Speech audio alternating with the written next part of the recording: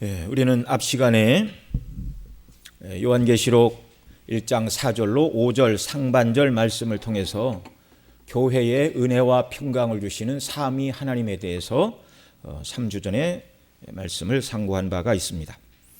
자, 은혜와 평강을 주시는 하나님. 그런데 외적으로 볼 때 이 편지가 쓰여지던 그 당시 은혜와 평강을 말하기가 어려운 것처럼 보이는 시대였습니다. 요한계시록이 쓰여지던 이 시대는 우리가 살펴본 대로 도미티아누스 황제가 가이사는 나의 주님이자 나의 하나님이다 이렇게 고백하라고 말하고 황제 숭배, 곧 자신을 하나님으로 숭배할 것을 명하였지만 그리스도인들에게 있어서 주 하나님은 한 분밖에 계시지 않습니다. 그래서 황제 숭배를 거절하자 큰 핍박에 직면하게 되었고, 화가 난 이 황제는 당시 성도들에게 가장 큰 존경을 받던 교회의 지도자 요한 사도를 죽이지 않고 더 큰 고통과 멸시를 주기 위해 반모섬으로 유배를 보냄으로써 성도들에게 무언의 메시지를 보냈던 것입니다. 자, 어떤 메시지죠? 말은 하지 않았지만 이런 뜻을 담고 요한을 죽이는 대신 반모섬에 유배를 보냈다는 말입니다.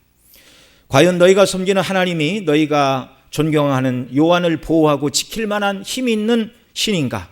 요한의 나이가 90을 넘어 100살 가까이 되었는데 이런 요한을 나는 황제의 명령으로 반모섬에 유배를 보낼 수 있지만 과연 너희 하나님이 너희와 요한을 보호할 능력이 있는 하나님인가 생각해보라.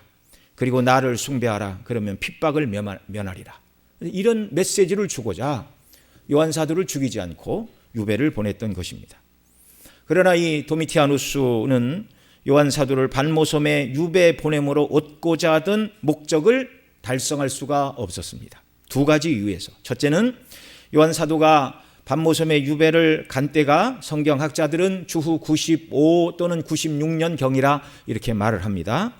그런데 역사의 기록은 도미티아누스 이 황제는 주후 96년, 그러니까 요한 사도를 귀향을 보냈던 다음해 내지는 바로 그 해 9월에 근위 대장과 그 안에 롱기나의 음모로 46살의 나이로 살해되고 말았습니다. 요한 사도를 반모섬으로 유배를 보내고 그 해 내지 그 다음에 그는 암살당한 후 하나님의 진노의 심판대 앞에 서야 했다는 말입니다. 아무것도 아닌 거예요. 그냥 일부, 그냥 범부에 불과한 것이 인생입니다. 황제라 할지라도. 반면에 황제의 명령으로 유배된 땅 반모섬에 거하던 요한 사도가 처음에는 고난과 어려움이 임했겠죠. 그러나 요한 사도에게 주의 날, 어느 주의 날 성령의 감동을 받게 되었고 영적인 눈이 열리고 하늘의 환상을 보고 앞으로 일어날 모든 일의 계시를 주께서 다 보여주셨습니다. 그리고 그 계시를 보고 기쁨과 감격에 겨워 요한 사도가 행하고 있는 맨 마지막 말이 무엇이죠? 주 예수여 어서 오시옵소서. 그리고 이 영광스러운 계시를 7교회에 편지를 써서 보냈습니다. 그 7교회는 완전수, 지상의 모든 교회를 상징한다고 이미 말씀을 드렸죠. 이 편지를 통해서 모든 성도들에게 하나님의 은혜와 통치의 영광을 증거함으로 핍박에 직면했던 교회는 이 편지를 받아보고 황제가 아니고 황제 뒤에 우리 주 예수 그리스도가 계시는구나. 핍박은 잠깐이요. 핍박 중에 성도를 보호하시고 또 어떤 성도가 핍박 가운데 순교를 당한다 할지라도 그런 자들은 하나님 나라의 리스트를 말할 때 순교당한 자를 가장 먼저 말하고 있어요. 여러분, 계시록은 두렵고 무서운 책이 아닙니다. 계시록의 내용은 예수 그리스도께서 고난받는 당시의 교회는 물론이거니와 역사가 끝나는 재림의 때까지 역사 속에서 일어나는 모든 일의 주관자가 누구시라고요? 예수 그리스도시라고요. 또한 역사의 마지막 때 예수님이 재림하셔서 모든 인생을 심판하시는 만왕의 왕이라는 것을 보여주고 계십니다. 그리고 완전한 천국, 새하늘과 새 땅에 그리스도를 믿고 의지하고 따른 자들을 영원토록 그 나라에 들이셔서 영원한 영광의 나라에 함께 거하게 하시는 영광의 복, 영원한 복. 이거 어떻게 사람의 말로 표현할 길이 있습니까? 앞 시간에 요한 사도는 자신이 받은 이 편지를 기록하여 아시아의 7교회가 상징하는 모든 교회에 서신을 보내면서 이제도 계시고 전에도 계시고 장차 오실 성부 하나님과 보좌 앞에 계신 7명이신 성령님과 충성된 증인으로 죽인 자들 가운데서 먼저 나시고 땅의 임금들의 머리가 되신 예수 그리스도로 말미암아 은혜와 평강이 있기를 기원하였습니다. 황제가 기독교를 핍박하는 그때에도 성도에게 성삼위 하나님은 은혜와 평강을 주시는 줄 믿으시기 바랍니다. 오늘 우리가 살고 있는 이 세상이 아무리 요동하고 혼란스럽다 할지라도 하나님께서 행하신 그 일을 묵상할 때 오늘도 여전히 저와 여러분의 심령에는 주께서 주시는 은혜와 평강이 넘쳐나는 줄 믿으시기 바랍니다. 오늘은 5절 하반절로 6절에서 기록하고 있는 예수 그리스도의 영광을 노래하고 있는 요한 사도의 찬양, 곧 영광의 노래, 영광송. 예수님을 생각할 때 찬송을 부르지 않을 수가 없었어요. 그 놀라우신 영광을 인하여 요한 사도가 노래하는 내용입니다. 사람 사회에서도 어떤 사람이 뛰어난 업적을 이룬 사람들의 이제 자서전을 쓰든가 전기를 쓰는 그런 일들이 있습니다. 여러분, 누가 위대한 사람이 전기를 쓴다고 할 때 크게 두 가지 내용을 기록하죠. 첫째는 그 사람이 어떤 사람인가, 둘째는 그 사람이 무슨 일을 행하였는가. 그래서 그 사람이 어떤 사람인지를 말하고자 그 사람의 가문, 성장 배경, 누구 밑에서 어떤 공부와 훈련을 했는지 이걸 살핍니다.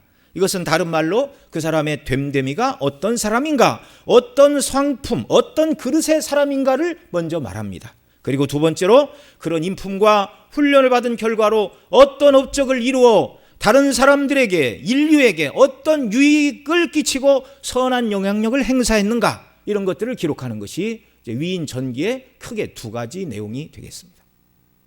오늘 우리가 읽은 본문 5절로 6절에서 예수님을 찬양하고 있는데 5절 상반절에서는 예수님이 어떤 분이신가를 먼저 말하고 있어요. 충성된 증인으로 죽은 자들 가운데서 먼저 나시고 땅의 임금들의 머리가 되신 예수 그리스도, 교회 곧 이 땅의 성도들에게 은혜와 평강을 주시는 예수님이 어떤 분이신가를 가르쳐주는, 이게 앞 시간에 살펴본 은혜와 평강을 주시는 예수 그리스도가 어떤 분인가를 말하는 구절이기도 하지만 5절 하반절 6절과 관련지어서 이 5절 상반절의 말씀은 바로 예수님이 이런 분이시기 때문에 찬송을 받으실 분이라는 것을 또한 우리에게 보여주고 있습니다. 그러니까 이 5절 상반절은 4절과 걸려서 한번 설명할 수 있고 그 다음에 5절 하반절과 6절과 연결해서 또한 설명이 된다, 그 말입니다. 그리고 6절에서는 바로 예수님이 어떤 일을 행하셨는지 그 일을 말하고 주님을 찬양하는 내용입니다. 먼저 예수님이 어떤 분이시기에 영광의 찬송을 받으시기에 합당한 분이시죠. 우리 지난 시간에 살펴본 대로 5절 상반절 같이 한번 더 읽습니다.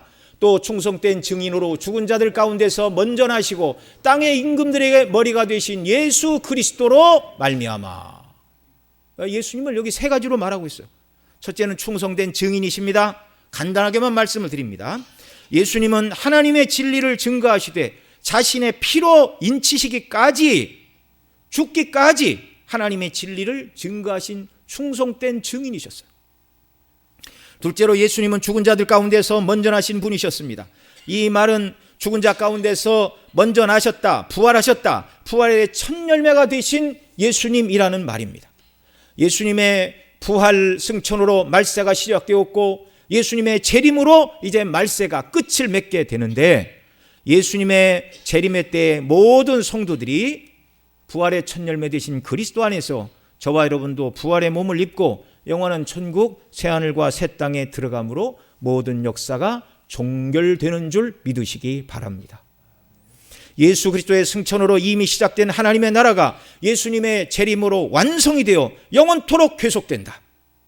저와 여러분은 이 땅을 살아갈 때에도 항상 예수님 재림하실 그때에 우리도 예수님이 입으셨던 부활의 영광의 몸을 입게 되고 새하늘과 새 땅에서 하나님과 더불어 영생을 누리고 영원한 안식을 누리며 살게 될 것이라는 이 산소망을 가지고 승리의 기쁨으로 이 땅을 살아가는 저와 여러분 모두가 되시기를 바랍니다.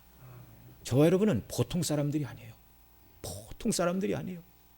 이 영원한 하나님 나라를 이어받을 후사로 하나님이 삼아주셨어. 세상에서는 믿는 자와 믿지 않는 자가 별 차이가 나지 않는 것처럼 보입니다. 아니, 믿지 않는 자들은 세상을 가지고 떵떵거리고 살고, 그리스도인은 그렇지 못하고 때때로 핍박과 오해와 환난을 당하니 예수님 믿는 것이 그렇게 귀해 보이지 않는 것처럼 보일 때도 있어요. 그러나 여러분, 주님 다시 오시는 날을 바라보시기 바랍니다. 그날에 그리스도 밖에 있는 자들은 영원한 멸망이고, 예수님 믿고 의지하는 저와 여러분에게는 영원한 영광의 영생이 예비되어 있다는 말입니다. 셋째로, 예수님은 땅의 임금들의 머리가 되신 분입니다. 이 말은 만왕의 왕이시라 그 말이죠. 우리 예수께서 모든 역사의 주관자가 되시고 모든 인생의 생사화복의 주관자가 누구시라고요? 예수 그리스도. 그래서 세상과 마귀가 교회를 잔멸하려고 항상 길을 쓰고 덤벼드나 결론은 그리스도의 몸된 교회를 대적하는 사단과 악한 자들이 항상 예수 그리스도의 심판을 받아왔고, 교회는 문을 닫을 것 같지만 택한 백성이 다 구원받고, 그래야 예수님 재림하시는 거잖아요.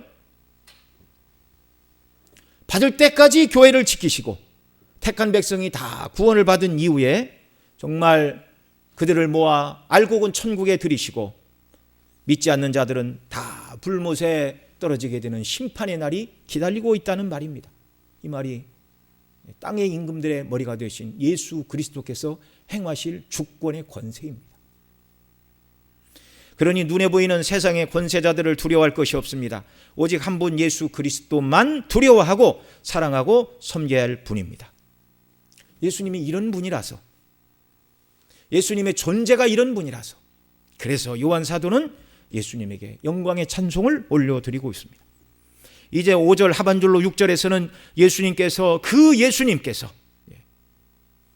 우리를 위하여 행하신 일이 무엇인가를 말하고 그 주님을 찬미하고 있습니다. 자, 5절 하반절 우리를 사랑하사부터 같이 읽습니다. 우리를 사랑하사 그의 피로 우리 죄에서 우리를 해방하시고 그 아버지 하나님을 위하여 우리를 나라와 제사장으로 삼으신 그에게 영광과 능력이 세세토록 있기를 원하노라. 아멘. 여기서 우리를 죄에서 구원하신 목적을 말씀해 주고 있죠. 그것은 바로 구원받은 우리를 하나님의 나라와 제사장 삼으시는 것이라고 말씀하고 계십니다. 여러분, 이것은 우리가 요한계시록 이전에 살펴본 출애굽기의 전체 메시지와 맥을 같이 하는 말씀입니다. 출애굽기를 크게 두 부분으로 나누면 1장에서 18장에서는 세상과 사단을 상징하는 세상의 상징인 애굽, 사단의 상징인 애굽의 바로 왕에게서부터 6월절 어린 양의 피, 곧 예수님의 피를 예표하는 어린 양의 피를 문 인방과 설주에 바르고 그 백성을 죄악된 세상에서 구원해내시는 사건, 이것이 출애굽기의 전반부의 내용이고, 19장 이후의 후반부의 내용은 구원하신 백성들을 시내산에 부르시어 언약을 맺으셨습니다. 왜 언약을 맺으셨는가? 19장 6절에 이렇게 말하죠. 너희가 내게 대하여, 여기 같이 읽습니다. 너희가 내게 대하여 제사장 나라가 되며 거룩한 백성이 되리라. 나는 이 말을 이스라엘 자손에게 고할지니라. 아멘. 예. 구원하신 목적이 하나님께서 언약을 맺으시고 여기 제사장 나라 이렇게 말하고 있는데요. 오늘 본문이 말하고 있는 나라와 제사장 똑같은 단어입니다. 예. 물론 구약은 히브리어고 신약은 헬라어이지만 구약 히브리어를 헬라어로 번역한 70인역에 보면 나라와 제사장 똑같은 단어예요. 똑같은 단어. 하나님은 당신의 나라와 당신을 섬기는 제사장으로 삼으신 그 백성들과 함께 하시기 위하여 하나님의 거처인 성막을 지으라고 하신 내용들을 우리가 다 살펴본 바가 있습니다. 그런데 오늘 계시록 1장 5절 하반절로 6절에서 출애굽기의 구원의 모습을 핵심적으로 요약하여 말씀해 주고 계십니다. 차이가 있다면 애굽에서 그 백성을 구원하시기 위하여 문 인방과 설주에 바르라고 하신 어린 양의 피 대신에 오늘 본문에서는 우리를 사랑하사 무엇으로 우리를 해방하셨다고요? 그의 피로 우리 죄에서 우리를 해방하시고, 또 출애굽기에서는 너희가 내게 대하여 제사장 나라가 되며 거룩한 나라가 되리라라고 미래형으로 말씀해 주셨어요. 그런데 오늘 본문에서는 뭐라고 말씀합니까? 6절, 그 아버지 하나님을 위하여 우리를 나라와 제사장으로 삼으신. 예수님의 십자가의 구속으로 말미암아 그 예수님을 믿는 저와 여러분을 하나님의 나라와 제사장으로 삼아 주셨다는 사실을 믿으시기 바랍니다. 오늘 본문에서 먼저 예수님은 우리를 사랑하사 그의 피로 우리 죄에서 우리를 해방해 주셨다. 이렇게 요한 사도는 주님의 행하신 일을 찬송하고 있습니다. 예수님께서 우리를 당신의 피로 구원하신 이유가 우리를 사랑하시기 때문이다. 그렇게 말하고 있어요. 우리를 사랑하사 그의 피로. 여러분, 우리를 사랑하사 그의 피로 우리를 구원해 주셨다. 이 말씀은요, 우리가 잘못 이해하면 안 됩니다. 예수님께 사랑을 받을 만한 자격이나 조건, 곧 의로운 행실이나 선함이 우리에게 있어서가 아니라는 말을 우리가 기억해야 됩니다. 여러분, 왜 그래요? 사람의 사랑은 항상 조건적이기 때문에 그래요. 저와 여러분 모두가 사람을 사랑할 때 조건 때문에 사랑합니다. 네, 조건 때문에. 네. 부모가 자식을 사랑하는 것도 무슨 조건이 있어요? 조건이 큰 조건이지요. 내가 낳았잖아요. 내 자식, 내 자녀라는 조건이기 때문에 정말 사랑하는 거죠. 네. 무조건적으로 사랑하는 사람은 그렇게 많지 않습니다. 그래서 하나님의 사랑도 조건적이라고 오해를 하는 것이 사람의 본성이에요. 그러나 하나님의 사랑은, 만약에 하나님의 사랑이 조건을 가지고 우리에게 부어진다 그렇게 말한다면, 하나님이 조건을 가지고 우리를 살펴보시면 아무도 사랑할 인생이 없다는 사실을 우리는 분명히 기억해야 됩니다. 하나님 인생을 향한 조건은 뭐예요? 하나예요. 명확해요. 하나님의 율법, 하나님이 말씀하신 모든 계명에 하지 말라는 것은 태어나서 죽을 때까지 한 번도 어기지 말아야 되고, 행하라고 명령하신 모든 계명도 완전히 다 행해야 하나님 보실 때 사랑할 만한 사람입니다. 자기 행위로. 그런 사람이 있습니까? 없습니까? 그래서 성경은 뭐라고 그래요? 의인은 없나니 하나도 없다. 타락하고 범죄한 아담의 후손들, 원죄를 가지고 태어나는 인생들은요, 하나님을 기쁘시게 할 만한 요소가 전혀 없습니다. 그래서 하나님의 사랑은 우리에게 조건 없이 부어졌어요. 무조건적으로 부어졌어요. 누구에게요? 죄인 괴수에게. 사랑할 것이 하나도 없는 자들을 사랑하시는 하나님, 그래서 하나님은 사랑이시라 이렇게 말하는 거예요. 요한일서 4장 9절로 10절 같이 읽습니다. 하나님의 사랑이 우리에게 이렇게 나타난 바 되었나니 하나님이 자기의 독생자를 세상에 보내심은 저로 말미암아 우리를 살리려 하심이니라. 사랑은 여기 있으니 우리가 하나님을 사랑한 것이 아니요 오직 하나님이 우리를 사랑하사 우리 죄를 위하여 화목제로 그 아들을 보내셨음이니라. 아멘. 우리 죄를 위하여, 죄인을 위하여. 죄가 없는 사람도 사랑할까 말까지요, 인생들은. 그런데 나에게 죄를 지은 사람을 누가 사랑해요? 사람 중에서는. 그런데 하나님은 하나님 앞에 죄를 지은, 이 죄는 그냥 객관적인 죄가 아니라 모든 죄는 하나님 앞에 짓는 것임을 우리는 알아야 됩니다. 무가치하고 쓸모없는 죄인을 사랑하사 아들을 우리 죄를 대신하실 화목제물로 하나님이 보내셨다. 그게 하나님의 사랑입니다. 이것을 로마서 5장 8절과 10절에서는 이렇게 다시 말합니다. 같이 읽습니다. 우리가 아직 죄인 되었을 때에 그리스도께서 우리를 위하여 죽으심으로 하나님께서 우리에게 대한 자기의 사랑을 확증하셨느니라. 곧 우리가 원수 되었을 때 그 아들의 죽으심으로 말미암아 하나님으로 더불어 화목되었은즉 화목된 자로서는 더욱 그의 살으심을 인하여 구원을 얻을 것이니라. 아멘. 하나님 앞에 죄인이요 하나님의 원수들인 우리들, 누가 죄인과 원수를 사랑합니까? 아무런 의도 선함도 없고 불쌍히 여길 근거가 전혀 없는 우리를 하나님이 긍휼히 여겨 주셨어요. 우리를 사랑해 주셨고 아들을 내어 주셨습니다. 여러분, 누가 나를 사랑해 주는 사람이 없어서 정말 마음이 외롭고 답답하십니까? 이 사랑을 기억하시기 바랍니다. 성령께서 우리로 하여금 이 사랑에 눈뜨게 하시고 이 사람에 감동되게 하시고 이 사랑 때문에 살맛나는 세상이 되었다는 것을 믿으시기 바랍니다. 어거스틴 이렇게 말했어요. 주님은 마치 이 세상에 사랑할 사람이 단 한 사람밖에 없는 것처럼 그렇게 우리를 사랑해 주시고 세상에 믿는 모든 자를 똑같이 사랑해 주실 만큼 능력 있게 사랑하신다.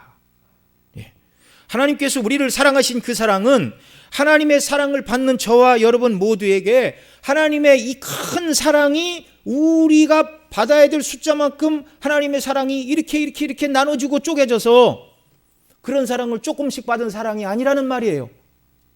하나님의 사랑은 그 사랑을 받을 사람들의 수 모두로 n분의 1로 나누어서 사랑하신 사랑이 아니라 하나님의 온전한 전체의 사랑을 저와 여러분 모두가 각각 다 받았다는 말입니다. 넓은 들판에 서서 사람들이 태양빛을 100명이 동시에 받든지 1000명이 받든지 10,000명이 그 태양빛을 쐰다 할지라도 태양의 열기가 100분의 1, 1000분의 1, 10,000분의 1로 줄어들지 않는 것과 같이 하나님의 완전한 사랑은 우리 개개인에게 온전하게 부어졌음을 믿으시기 바랍니다. 기도해야 돼요. 하나님, 이 사랑이 얼마나 큰지, 그리스도 안에서 베풀어 주신 그 사랑이 얼마나 큰지, 그 사랑의 길이와 넓이와 높이와 깊이가 어떠함을 깨달아 알고 하나님의 사랑에 감흡하고 하나님의 사랑에 항복하여 살아가는 제 삶이 되게 하여 주옵소서. 이 사람이 그리스도인입니다. 이 사람이 누구보다 많이 성화된 하나님의 백성입니다. 우리를 사랑하신 예수님이 우리를 위하여 행하신 그 일은 우리를 사랑하사 그의 피로 우리 죄에서 해방해 주시는 일이었습니다. 우리가 출애굽기를 살펴볼 때도 말씀을 드린 것처럼 구약의 백성들도 어떻게 구원받았어요? 오실 메시아 예수님 피로 구원받았습니다. 하나님께서 애굽에 종살이 하던 그들을 빼내실 때 10번째 재앙을 애굽에 내리시고 그들을 구원해 주셨는데 10번째 재앙이 바로 문 인방과 설주의 어린 양을 잡고 그 피를 바르는 것이었죠.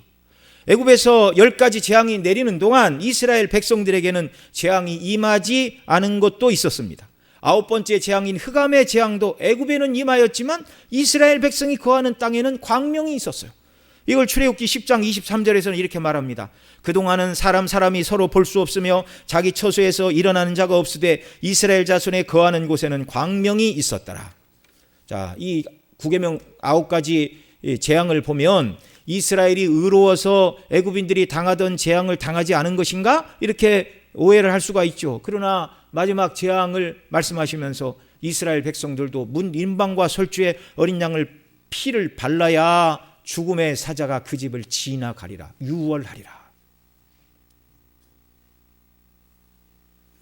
이것은 유대인들이 의로워서 구원 얻은 것도 아니고 오늘 우리가 구원받아 천국 백성이 된 것은 우리의 의나 공로나 선한 행실이 아니라 오직 우리 주 예수 그리스도께서 십자가에서 흘리신 보배의 피, 그 피로 말미암아 우리가 구속함을 받았다는 말입니다. 이미 이 사실을 믿으신 분들은 이 사실을 인하여 날마다 기뻐하시기 바랍니다. 저와 여러분 모두는 죄에서 해방된 자들이에요. 해방된 자들. 우리를 사랑하사 그의 피로 어떻게 주셨다고요? 해방해 주셨다고요. 우리가 받은 구원은 죄에서의 해방인 줄 믿으시기 바랍니다. 히브리 10장 17절로 18절에서 이렇게 말합니다. 또 저희 죄와 불법을 내가 다시 기억지 아니하리라 하셨으니 이것을 사하셨은즉 다시 죄를 위하여 드릴 제사가 없느니라. 우리를 구원하신 구원은 죄에서의 구원, 죄에서의 해방임을 믿으시기 바랍니다. 이거 중요한 얘기예요. 한번 따라해 보겠습니다. 죄에서 해방. 죄에서의 해방은 첫째로 죄의 책임에서 해방입니다. 이 말은 예수님께서 우리가 과거에 지은 죄, 현재 짓는 죄, 또 미래에 지을 모든 죄까지 그의 죄값을 완전하게 예수님이 십자가 위에서 지불해 주셨다 그 말이에요. 그러니까 우리 죄로 말미암아 하나님이 우리에게 죄값을 물으실 것이 없어요. 왜요? 예수님이 그의 피로 우리를 죄의 책임에서 해방해 주셨다는 말입니다. 십자가에서 운명하실 때 요한복음 19장 30절에서 예수께서 신 포도주를 받으신 후 가라사대 다 이루었다 하시고 머리를 숙이시고 영원히 돌아가시니라 이렇게 말씀하는데 여기 다 이루었다라는 말이 헬라어로 테텔레스타이라는 단어인데 이 말은 그 시대 장사를 하던 상인들이 물건을 사고 그 값을 치루었을 때 물건을 판 사람이 영수증에 서명할 때 사용하던 단어가 바로 이 테텔레스타이였습니다. 다 지불되었다. 완불되었다. 우리 죄를 대속하기 위하여 모든 죄의 값을, 책임을 예수님이 십자가에서 흘리신 보배 피로 다 지불해 주셨다는 말입니다. 끝나버린 사건입니다. 그래서 저와 여러분은 예수님 믿고 지금도 연약하여 죄 가운데 떨어질 때가 있지만 예수님 지불하신 십자가의 보배 피의 값 때문에 하나님께 어떤 죄의 책임도 받지 않는다는 사실을 믿으시기 바랍니다. 물론 징계는 하십니다. 자녀이기 때문에. 형벌과 징계는 다른 거예요. 동시에 죄에서의 해방은 죄의 오염과 영향력에서의 해방인 줄 믿으시기 바랍니다. 우리는 그리스도 안에서 죄와 세상과 사단의 유혹을 이길 수 없는 자들이었어요. 그리스도 밖에서. 그러나 예수님을 믿음으로 말미암아 그 피로 우리를 해방하신 이 해방은 죄의 책임에서의 해방뿐만 아니라 죄의 오염과 영향력에서의 해방인 줄도 믿으시기 바랍니다. 이 사실을 믿고 주님을 의지하고 성령의 도우심을 구할 때 이제는 더 이상 죄와 세상과 사단의 유혹에 끌려가는 자가 아니라 죄의 유혹을 이길 수 있는 자로 새롭게 지으심을 받은 새로운 피조물이 되었다는 말입니다. 믿으시고 기도하시고 성령을 의지하여 이제 죄의 유혹이 밀려올 때 그리스도 안에서 죄를 이기고 선을 행하여 주께 영광을 돌리는 복된 자리로 나아가는 저와 여러분 모두가 되기를 바랍니다. 죄를 이기는 존귀한 자로 만들어 주셨어요. 이것이 죄에서의 해방이 말하는 두 번째 의미입니다. 그러면 예수님께서 우리를 사랑하사 그의 피로 우리를 죄에서 해방하여 주신 목적이 무엇이죠? 이제는 더 이상 죄와는 상관없고 그 반대편의 삶을 살라는 것입니다. 그게 무엇이죠? 6절 한 번 더 읽습니다. 오늘 본문 6절. 그 아버지 하나님을 위하여 우리를 나라와 제사장으로 삼으신 그에게 영광과 능력이 세세토록 있기를 원하노라. 아멘. 만일 우리가 우리의 죄의 책임과 죄의 오염과 영향력에서 해방된 자들이 아니라면 계속해서 우리는 죄 아래에 거할 수밖에 없고 하나님께서 기뻐하시는 일을 전혀 감당할 수가 없는 자들로 죄만 짓고 살게 될 것입니다. 그런데 그 피로 우리를 죄에서 해방하사 도리어 이제는 영광스러운 일, 하나님을 섬기는 하나님의 나라, 이 나라는 말은 영어로 말하면 킹덤입니다.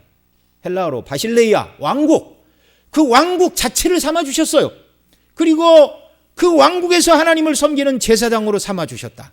이것이 저와 여러분을 죄에서, 죄의 책임에서 해방하시고 죄의 오염과 영향력에서 해방하여 주신 구원의 영광스러운 목적임을 기억하시기 바랍니다. 왜 구원해 주셨는가? 하나님의 나라와 제사장 삼으시기 위해 구원해 주셨다. 먼저 우리를 하나님을 섬기는 자들로 삼아 주셨습니다. 그전에는 사단을 섬기고 세상을 따라가고 본성을 따라가고 욕심을 섬기던 쓸모없는 자들이었는데 예수님의 피로 구원받고 하나님을 섬기는 자들로 완전히 바뀌었어요. 그러니 여러분, 성경에서 하나님을 섬기라고 말하는 모든 것이 나의 자유와 기쁨과 시간을 뺏어가는 일이라고 절대 여겨서는 안 되는 것이죠. 영화로운 자리로 부르셨습니다. 고린도전서 6장 19절로 20절에서 이렇게 말합니다. 너희 몸은 너희가 하나님께로부터 받은 바 너희 가운데 계신 성령의 전인 줄 알지 못하느냐? 너희는 너희 것이 아니라 값으로 산 것이 되었으니 그런즉 너희 몸으로 하나님께 영광을 돌리라. 아멘. 더 이상 예수님 믿고 그 피로 죄에서 해방된 저와 여러분은 나는 내 것이라고 권리를 주장할 수 없어요. 성경이 말합니다. 우리는 누구 것이라고요? 값으로 산 것이 되었으니 너희 것이 아니라 값으로 산 것이 되었으니 곧 하나님의 것이요 주님의 것이니 그러므로 너희 몸으로 하나님께 영광을 돌리라. 이렇게 가르쳐 주고 계십니다. 구체적으로 하나님을 위하여 하나님의 나라와 제사장으로 삼아 주셨습니다. 하나님께서 구원받은 백성들을 나라와 제사장 삼으시는 것은 출애굽의 목적과 똑같은 것입니다. 서두에도 말씀을 드렸죠.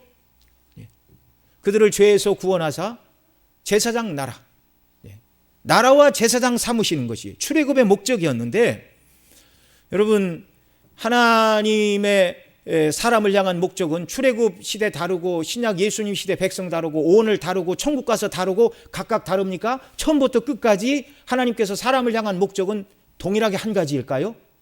동일하게 한 가지입니다.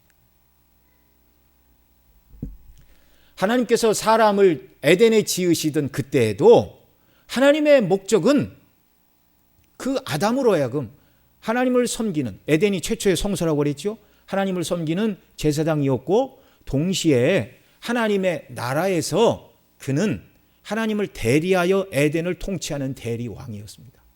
나라와 제사장이라는 말. 그래서 베드로전서에서는 왕 같은 제사장이라고 바꿔 말하고 있잖아요. 그러니까 하나님께서 인생을 지으시고 에덴에 두실 때부터 인생을 향한 하나님의 뜻은 그 나라의 백성, 그 나라에서 왕노릇하고 그 나라에서 하나님을 섬기는 제사장으로 아담을 세우셨고 출애굽 백성을 구원하사 다시금 이것을 확인해 주셨고 신약의 사도들도 역시 이걸 가르치고 있습니다. 말씀드린 대로 베드로전서 2장 9절 같이 읽습니다. 오직 너희는 택하신 족속이요 왕같은 제사장들이요 거룩한 나라요 그의 소유된 백성이니 이는 너희를 어두운 데서 불러내어 그이한 빛에 들어가게 하신 자의 아름다운 덕을 선전하게 하려 하심이니라. 왕같은 제사장의 사명을 잘 감당할 때 하나님의 아름다운 덕을 선전하는 것. 에덴에서도 아담은 왕이었고 제사장이었어요. 출애굽 백성도 하나님의 나라와 제사장으로 부르셨고 베드로 사도는 신약의 백성을 향하여 여러분이 예수님 피로 구원을 받았으니 여러분은 왕같은 제사장으로 살아야 됩니다. 이 사실을 오늘 본문 5절 6절에서 요한 사도가 또 가르쳐주고 있잖아요. 그의 피로 우리를 우리 죄에서 해방하사 우리를 자기를 위하여 우리를 하나님을 섬기는 나라와 백성으로 삼아주신 예수 그리스도를 찬미하고 있습니다. 뿐만 아니라 천국에서도 저와 여러분의 역할은 하나님을 섬기는 제사장이요 그리스도와 더불어 왕노릇하는 그 나라의 백성이 되는 줄 믿으시기 바랍니다. 요한계시록 5장 9절로 10절이 이렇게 가르칩니다. 같이 읽습니다. 새 노래를 노래하며 가로되 책을 가지시고 그 인봉을 떼기에 합당하시도다. 일찍 죽음을 당하사 각 족속과 방언과 백성과 나라 가운데서 사람들을 피로 사서 하나님께 드리시고 저희로 우리 하나님 앞에서 나라와 제사장을 삼으셨으니 저희가 땅에서 왕노릇 하리로다 하더라. 아멘. 여러분 이 요한계시록 4장 5장 뒷부분은 천상의 예배의 광경입니다. 하늘에서 삼위 하나님을 예배하는 자들, 그들 중에 보좌 앞에 있는 24 장로들이 어린 양 되신 예수 그리스도에게 찬송을 드리는 내용이 바로 9절 10절인데 9절 하반절에 보면 일찍 죽음을 당하사 각 족속과 방언과 백성과 나라 가운데서 사람들을 피로 사서 하나님께 드리시고 우리가 오늘 본문으로 삼은 요한계시록 1장 5절 하반절에 있는 말씀대로 하면 자기 피로 우리 죄에서 우리를 해방하시고 그 말을 이렇게 설명하고 있습니다. 그리고 10절 저희로 우리 하나님 앞에 나라와 제사장을 삼으셨으니 구원받아 천국에 들어간 백성들도 지금 하나님 나라에서 하나님의 나라와 제사장으로 섬기고 있다고 찬미하고 노래하고 있는 거예요.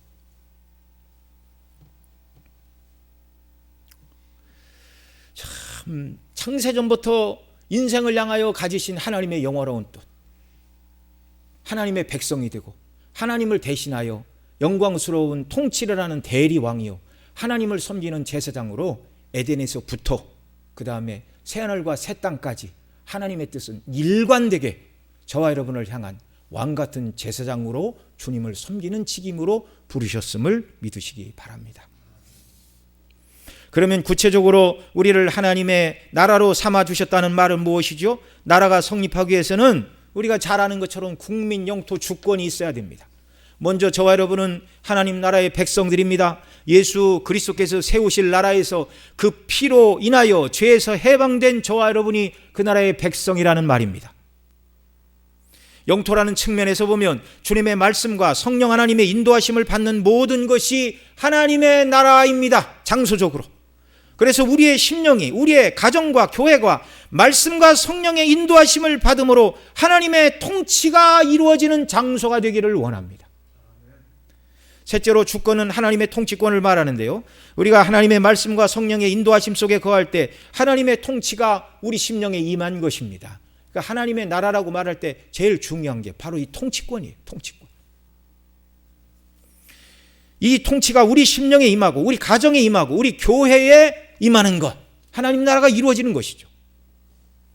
나라와 관련해서 더 살펴볼 것은 우리를 하나님의 나라와 백성과 영토를 삼으시어 통치하실 뿐만 아니라 또한 우리에게 그 왕국의 후사로 부르시어 통치권을 행사하게 하신다는 것을 또한 성경이 말씀하고 있습니다. 요한계시록 9장 4절과 6절, 요한계시록 19장입니다. 요한계시록 19장 4절과 6절 함께 읽습니다.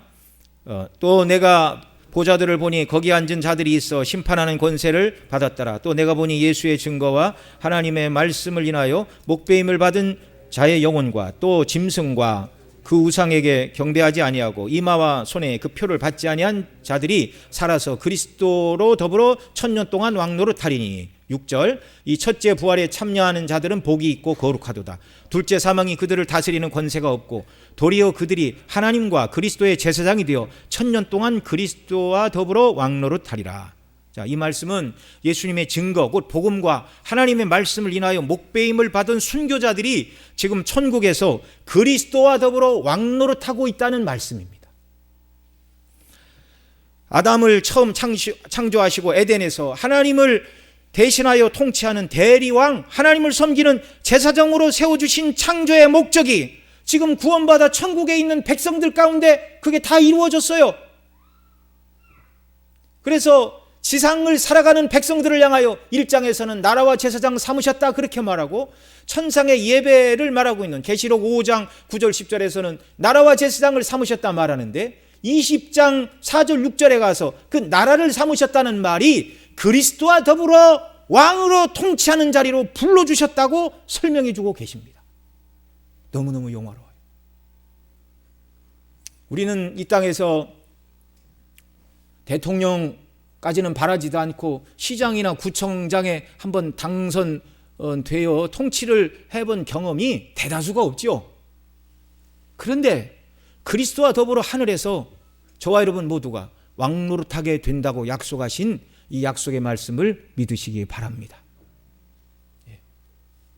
준비해야 돼요.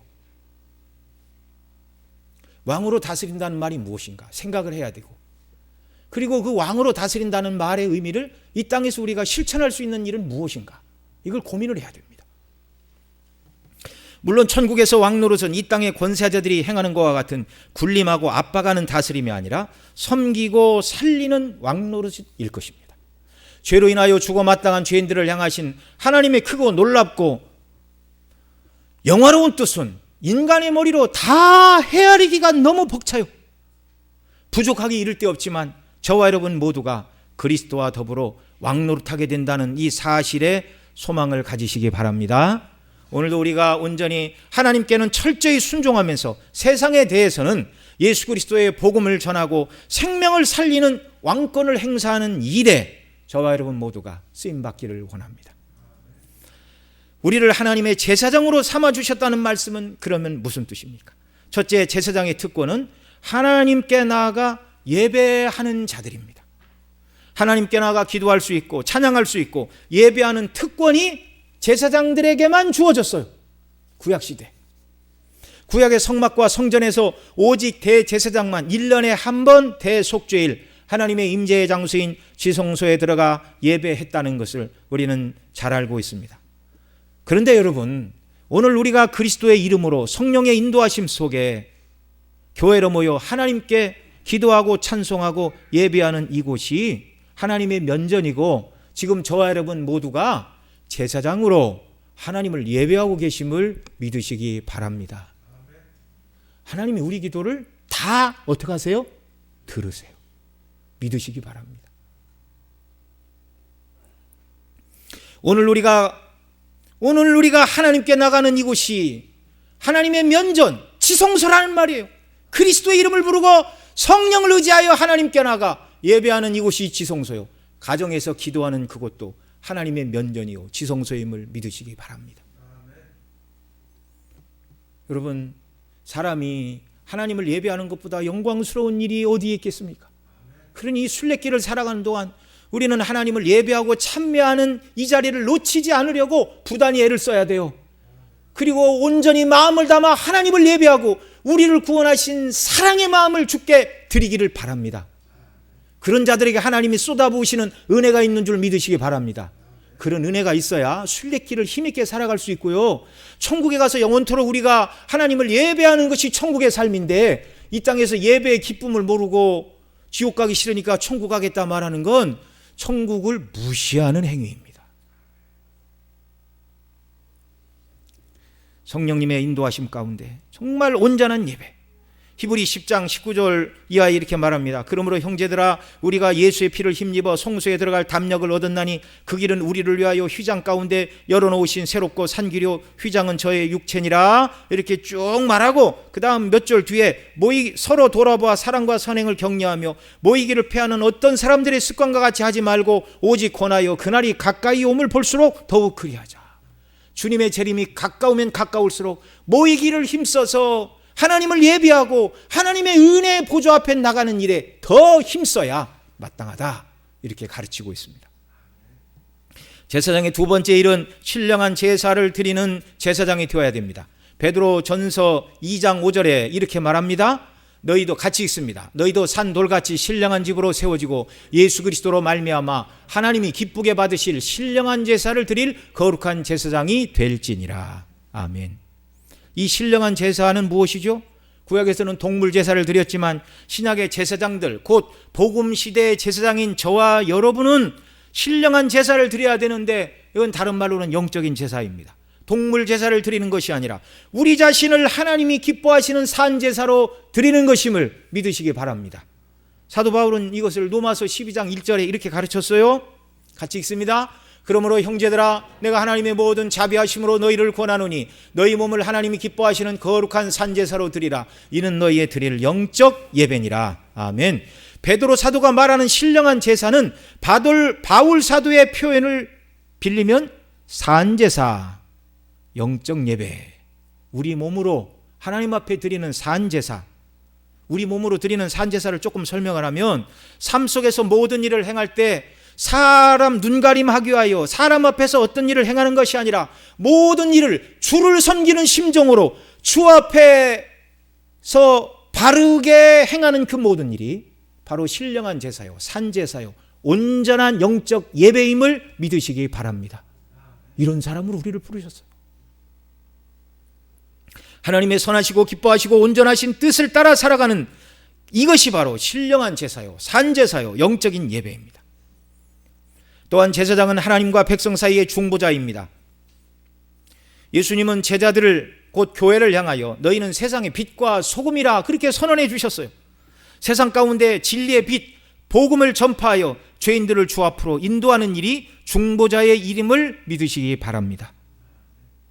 불신자들의 구원을 위하여 기도하고, 또 우리가 직접 나가지 못하지만 농어촌의 교회들, 또 해외 선교하는 선교사님들을 위해 후원하고 기도하는 것이 평신도로서 제사장의 사명을 감당하는 일임을 또한 믿으시기 바랍니다. 자, 제사장의 직분 세 가지 말씀을 드렸어요. 하나님을 예배하는 것, 그 다음에 신령한 제사, 삶으로 드리는 예배, 모든 일을 행하되 하나님의 면전에서 행하듯이 바르게 행하는 일이 신령한 제사요, 온전한 예배. 세 번째는 사람과 하나님 사이의 중보자가 되어 불신자들을 구원을 위해 기도하고 이 복음이 증거되는 일들을 위해 우리가 협력해야 하는 것이 제사장의 사명인 줄 믿으시기 바랍니다. 말씀을 맺습니다. 오늘 본문을 통하여 요한 사도는 예수님이 우리를 사랑하셔서 우리를 위하여 피 흘리사 우리를 죄에서 해방하여 하나님을 섬기는 나라와 제사장으로 만들어 주셨다고 예수 그리스도의 행하신 일을 찬미하고 노래하고 있습니다. 사도는 이제 우리는 그리스도의 피로 죄에서 해방을 받았으니 죄악된 일, 내 본성을 따라 살아가던 일들은 이제 그만두고 우리를 창조하시고 구원하시고 이 땅에서 주를 섬기게 하신 하나님을 섬기는 하나님의 나라와 제사장으로 살라고 가르쳐 주고 있습니다. 하나님의 백성으로 그 뜻에 순종함으로 하나님의 통치 아래 거해야 되며, 또한 장차 왕노릇할 천국의 영광을 바라보며 이 땅에서도 사람을 살리고 영혼을 세우는 일에 앞장서는 왕적인 권세를 사용하며 누리는 역사가 있기를 바랍니다. 또한 제사장으로 날마다 예배로 기쁨으로 하나님 앞에 나아가고 삶 속에서 하나님을 섬기던 모든 일을 감당하고 복음이 증거되는 일들을 위해 기도하고 헌신하는 이 일을 통해서 하나님을 알지 못하는 자들을 하나님께로 인도하는 구원의 다리가 되는 중보자의 사명을 기도로, 사랑의 섬김으로 잘 감당하는 왕같은 제사장들이 되시기를 간절히 원합니다. 기도하시겠습니다. 사랑하시는 아버지 하나님, 고맙고 감사합니다. 참 죄인, 하나님의 진노와 형벌을 받아 지옥 형벌에 떨어져 마땅한 저희들이었는데 주께서 우리를 사랑하사 그의 피로 우리를 죄에서 해방하시고 그 아버지 하나님을 위하여 우리를 나라와 제사장으로 삼아 주시니 너무나 감사합니다. 이것이 우리의 삶의 목적이라는 것을 기억하게 하시고 성령의 도우심과 은혜를 간구하여 주의 뜻을 이루며 살아가 주께 영광 돌리는 우리의 순례길이 되도록 복의 복을 더하여 주시옵소서. 존귀하신 우리 구주 예수님의 이름으로 기도드리옵나이다. 아멘.